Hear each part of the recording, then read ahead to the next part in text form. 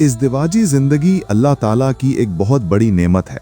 मियाँ बीवी का रिश्ता मोहब्बत, एतमाद और कुर्बानी पर कायम होता है। लेकिन बाज़ औक़ात गलत फहमियाँ, बदगुमानियाँ, माशी दबाव या किसी तीसरे शख्स की मुदाखलत की वजह से इस खूबसूरत रिश्ते में तलखी पैदा हो जाती है। छोटी छोटी बातें बड़े झगड़ों की सूरत इख्तियार कर लेती हैं और घर का सुकून बर्बाद हो जाता है। ऐसे हालात में शैतान इंसान के दिल में वसवसे डालता है और मियाँ बीवी के दरमियान दूरियां बढ़ती चली जाती हैं। अगर बरवक्त इस्लाह न की जाए तो ये इख्तिलाफात नफरत में बदल सकते हैं।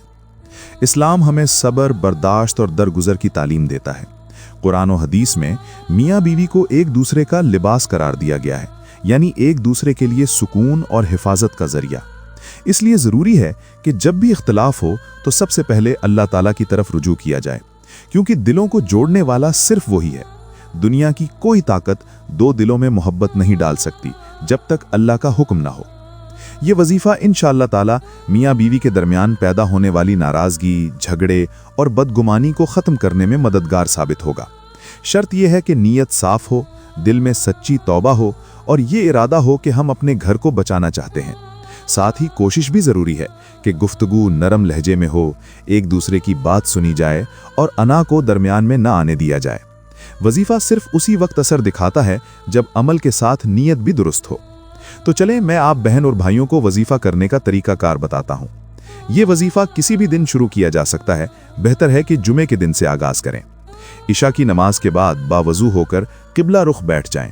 सबसे पहले 11 मरतबा दरूद इब्राहिमी पढ़ें, फिर 100 मरतबा ये इस्म मुबारक पढ़ें, या वदूदू या लतीफ़ू। उसके बाद 41 मरतबा सूरतुल इखलास पढ़ें। आखिर में दोबारा 11 मरतबा दरूद शरीफ पढ़ें। फिर दोनों मियाँ बीवी के नाम लेकर अल्लाह ताला से दुआ करें कि या अल्लाह, हमारे दिलों में मोहब्बत, रहमत और सुकून पैदा फरमा।